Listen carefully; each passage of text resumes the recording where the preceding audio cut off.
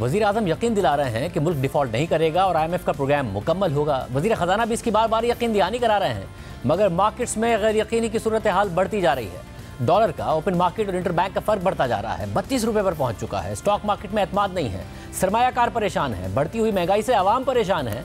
आज भी वज़ीर ख़जाना इसहाक़ डार ने स्टॉक मार्केट में एक तकरीब से खिताब किया और ये एतमाद देने की कोशिश की कि मईशत दुरुस्त सिमत में जाएगी, मुल्क डिफ़ॉल्ट नहीं करेगा। IMF का प्रोग्राम पहले भी मुकम्मल किया था और एक बार फिर मुकम्मल करेंगे, मगर स्टॉक मार्केट से उनके खिताब के बाद 100 इंडेक्स पौने 800 पॉइंट्स गिर गया और फिर 523 पॉइंट्स गिरकर 39,279 पॉइंट्स पर बंद हुआ। देखिए वज़ीर ख़जाना ने क्या कहा था। पिछले करीबन 3 महीने हुए मैंने जिम्मेदारी संभाली है। हम रोज सुनते हैं जी डिफॉल्ट होगा, अजी डिफॉल्ट होगा। और भाई कैसे डिफॉल्ट होगा? There is no chance that Pakistan will default. इंशाल्लाह Pakistan will survive. We are managing. हाँ, टाइट पोजीशन जरूर है।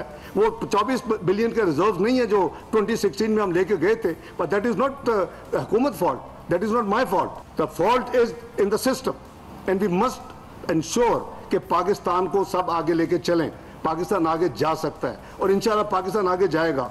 मैं हूं ना हूं, आप हो ना हो, पाकिस्तान है ब्यूटीफुल फ्यूचर। फिर शुरू हो गया ये बॉन्ड पे नहीं होगा। अच्छा जी, बॉन्ड पे नहीं होगा, उस पर स्पेकुलेशन शुरू हो गई। बॉन्ड पे हो गया, अब अभी फिर वो जो सूडो इंटेलेक्चुअल्स हैं दे कीप कमिंग। वो लोग हैं जो पाकिस्तान को इस नहज पे लाने वाले हैं। मैं आपको साबित कर सकता हूँ इंशाल्लाह पाकिस्तान डिफॉल्ट नहीं करेगा। मगर मसला सिर्फ पाकिस्तान में लोगों के मनफी बातें करके पैनिक फैलाने का नहीं है। 3 आलमी रेटिंग एजेंसीज मूडीज, फिच और S&P ने पाकिस्तान को डाउनग्रेड कर दिया है। और जब आलमी रेटिंग एजेंसी S&P ने पाकिस्तान की रेटिंग B से एक नॉच कम करके CCC+ की, तो इसकी वजह पाकिस्तान की एक्सटर्नल और फिस्कल सूरत हाल का ख़राब होना बताया और दीगर वजूहात में सैलाब, महंगाई, बढ़ती आलमी शरह सूद, इंतहाई कम ज़र मुबादला के ज़खायर का पाकिस्तानी मईशत पर दबाव बरकरार रहना बताया।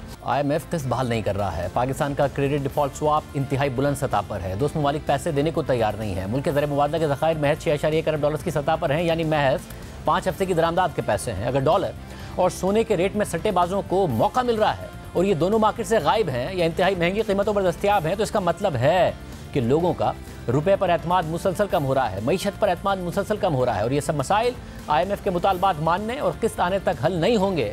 अगर सब पाकिस्तान में मस्बत बातें भी शुरू कर दें, तब भी मार्केट्स का एतमाद महज बातों से बहाल नहीं होगा, क्योंकि आदाद शुमार एक ख़तरनाक कहानी बयान कर रहे हैं। मोहम्मद सुहेल साहब हमारे साथ मौजूद हैं। सुहेल साहब, बहुत शुक्रिया। वैसे बड़ी अग्रेसिव तकरीर की वज़ीर ख़जाना ने, बड़ा एतमाद देने की कोशिश की और उसके बाद मार्केट कोई पौने 800 पॉइंट्स गिर गई, 550 पॉइंट्स माइनस जाके बंद हुई। जुलाई 2020 के बाद लोवेस्ट लेवल पर आ गई है। क्या वजह है कि एतमाद नहीं आ रहा? बिस्मिल्लाहिर्रहमानिर्रहीम। थैंक यू शाहजेब भाई। मेरे ख्याल में उनकी तकरीर में कोई नई बात शायद नहीं थी, वही पुरानी बातें थी। और डिफ़ॉल्ट का भी इन्होंने इत्मीनान दिलाने की कोशिश ज़रूर की है, मगर जो सरमायाकार हैं, जो बिजनेसमैन हैं, वो जो है नंबर्स को देखते हैं और IMF की जो मुज़ाकरात डिले हुए हैं उससे रिज़र्व की पोजीशन काफ़ी ख़राब हो गई है। और ये भी मार्केट में इतलात हैं या स्पेकुलेशन है कि जो कल फॉरेन एक्सचेंज रिज़र्व का नंबर आएगा वो मज़ीद नीचे होगा। दूसरी जानिब उन्होंने बड़ी कोशिश की डेट टू GDP रेशो से भी जस्टिफाई करने की, मगर पाकिस्तान का मसला शायद डेट टू GDP रेशो नहीं है। पाकिस्तान की का मसला है डेट रीपेमेंट डॉलर की, चूँकि डॉलर की डेट रीपेमेंट कोई 20-25 बिलियन है सालाना और पाकिस्तान के पास रिज़र्व कम है। तो मेरे ख़्याल में तकरीर का असर कुछ हुआ नहीं। इसकी रीज़न ये थी कि शायद तकरीर में कोई नई बात भी नहीं थी। दूसरा, जिस तरह IMF डिले हो रहा है और जो सेंट्रल बैंक कह रहा था कि 1.2 बिलियन का एक बैंक का कमर्शियल लोन था जो जल्दी दोबारा आ जाएगा, उस पर भी कोई डेवलपमेंट नहीं है।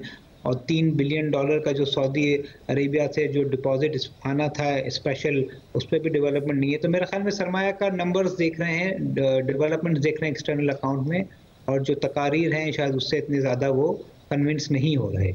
यानी कि फिर ऐसी सूरत हाल में जब तक IMF की खबर नहीं आती तो मुश्किल टाइम रहेगा, और IMF की खबर आ भी जाए, मामला IMF के साथ तय हो भी जाएं, तब भी आपको लगता है कि खतरात बरकरार रहेंगे या खतरात ख़त्म हो जाएंगे? कुछ ठहराव आएगा मगर ख़तरा तो ख़त्म नहीं होगा। जो फंडिंग गैप है वो बहुत बड़ा है।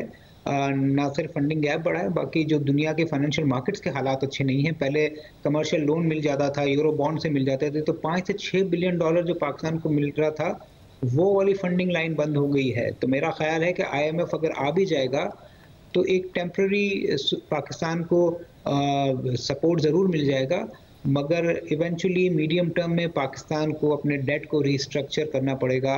इसके अलावा कोई चारा नहीं है, या फिर कोई दुनिया में ऐसी डेवलपमेंट हो जाए कि तेल की कीमतें $40-50 हो जाएं, या दुनिया की फाइनेंशियल मार्केट्स बहुत बेहतर हो जाएं, वो एक अलग बात है। अदरवाइज IMF के आने से भी जो मेन मसला है पाकिस्तान की, जो अगले कुछ सालों की डेट रीपेमेंट है, वो मसला हल नहीं होगा।